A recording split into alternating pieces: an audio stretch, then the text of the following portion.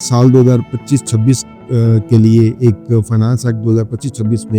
एक अमेंडमेंट की है और उस अमेंडमेंट में एक नया सेक्शन जो है वो 114 सी के इसमें उन अफराद को जो है ना वो एक लीगल एक तहफ़्फ़ुज़ फराहम किया गया जो माजी में अपनी आमदनी या अपने असासे ज़ाहिर नहीं करते थे या जो लोग इनएलिजिबल की कैटेगरी में फ़ॉल कर गए। ये ज़ाहिर बात है कि एक तरफ एसेट बन रहा है तो दूसरी तरफ उसका एक्सपेंस हो रहा है या कोई गोल्ड वगैरह परचेज किया है या कोई बॉन्ड वगैरह परचेज किए हैं तो उसके अंदर जो मुतलका लेन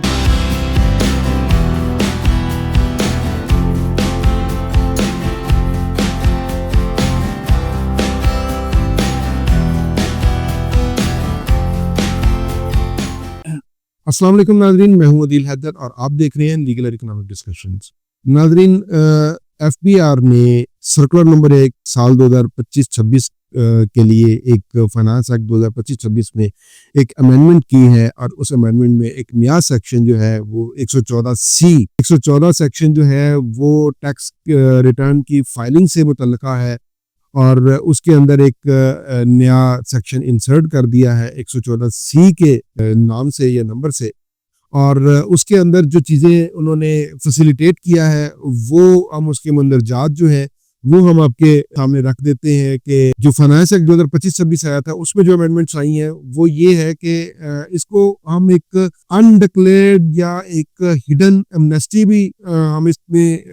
इसको कह सकते हैं कि इसमें उन अफराद को जो है ना वो एक लीगल एक तहफ़्फ़ुज़ फराहम किया गया जो माजी में अपनी आमदनी या अपने असासे ज़ाहिर नहीं करते थे या जो लोग इनएलिजिबल की कैटेगरी में फ़ॉल कर गए थे जो भी अभी एलिजिबल और इनएलिजिबल की कैटेगरीज मुतारफ़ कराई गई हैं उन इनएलिजिबिलिटी की जो कैटेगरी है उसमें फ़ॉल कर गए थे। अब उसका जो मकसद है उसका शिक नंबर जो 114 सी का मकसद है वो ये है कि ऐसे तमाम अफराद को सिस्टम के अंदर टैक्स नेट के अंदर लेके आना जो अब तक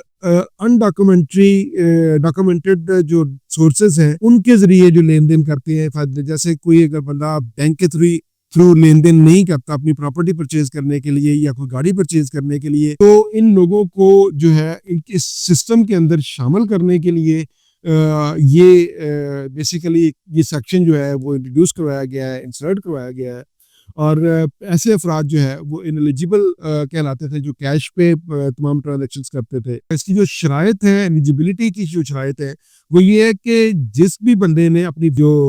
वेल्थ स्टेटमेंट है उसके अंदर जो सरमायाकारी अगर अपनी की है या कोई अखराजात किए हैं या कोई प्रॉपर्टी परचेज की है या कोई गाड़ी परचेज की है, जारी बात है कि एक तरफ एसेट बन रहा है तो दूसरी तरफ उसका एक्सपेंस हो रहा है या कोई गोल्ड वगैरह परचेज किया है या कोई बॉन्ड वगैरह परचेज किए हैं तो उसके अंदर जो मुतलका लेन देन उसको एक तो अपने प्रोसीडिंग ईयर की जो फर्ज किया कि अभी 2025 चल रहा है तो 2025 का जो प्रोसीडिंग ईयर है पिछला साल है वो 2024 बनता है। 2024 की भी वो रिटर्न फाइल करेगा और उसके अंदर अपने जस्टिफाइड इतने असासे ज़ाहिर करेगा जिससे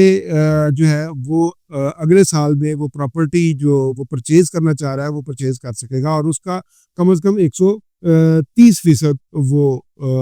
हो जो उसका डिक्लेयर्ड वैल्यू है उसकी वो 130% तक उसके जो असासाजात हैं वो डिक्लेयर्ड होने चाहिए प्रोसीडिंग ईयर में। और जो बंदा ये अपना जो वेल्थ स्टेटमेंट है इनकम टैक्स की रिटर्न है उसके अंदर ये जो अगर वो शामिल कर देता है अपने असासाजात में इनकम टैक्स की रिटर्न में जो प्रोसीडिंग ईयर में तो वो बंदा इन एलिजिबिलिटी की कैटेगरी से बाहर आ जाएगा। और जैसे बहुत सारे लोग जैसे फाइनेंस एक्ट 2025 में एक शिक ये भी आई थी कि एक 7 मिलियन की तक की गाड़ी परचेज कर सकते हैं और 100 मिलियन तक की जो है वो प्रॉपर्टी परचेज कर सकते हैं या उस अगर उससे 50 मिलियन रुपए की जायदकारी जो जायद की जो सरमायाकारी नहीं आप कर सकते और 100 मिलियन से ज़्यादा आप कोई प्रॉपर्टी नहीं जो है वो खरीद सकते। तो अब अगर जो बंदा प्रोसीडिंग ईयर की रिटर्न फाइल कर देगा और उसके अंदर अपने जस्टिफाइड जो है वो अपने जो लीगल रिसोर्सेज हैं वो डिक्लेयर कर देगा तो उसके ऊपर इनएलिजिबिलिटी का इतलाक नहीं होगा, वो उस कैटेगरी से निकल जाएगा। तो ना ये एक अच्छी खबर है और ये पाकिस्तान की इकॉनमी को डॉक्यूमेंटेड करने के लिए ये हमारा एक दरीना मुतालबा था कि पाकिस्तान की जो इकॉनमी है वो डॉक्यूमेंटेड की जाए और जो जितना भी तमाम लेन देन है वो बैंकों के थ्रू हो। और उसके लिए एक हमारी और गुजारिश है जो हम गाए बगाए हर जगह पे करते रहते हैं कि जो पाकिस्तान की करेंसी का जो सबसे बड़ा नोट है 5,000 रुपये का जो यूनिट है उसको भी ख़त्म किया जाए ताकि जो अनडॉक्यूमेंटेड इकॉनमी है उसके अंदर काफ़ी जो है वो कमी वाक़या होगी उससे भी और जो डॉक्यूमेंटेड इकॉनमी है उसके अंदर इजाफा होगा। बहरहाल ये जो एक 114C सेक्शन जो इंट्रोड्यूस करवाया गया है इससे जो इकॉनमी को डॉक्यूमेंटेड करने में लोगों को अपनी प्रॉपर्टीज डिक्लेयर करने में परचेज करने में आसानी पैदा होगी और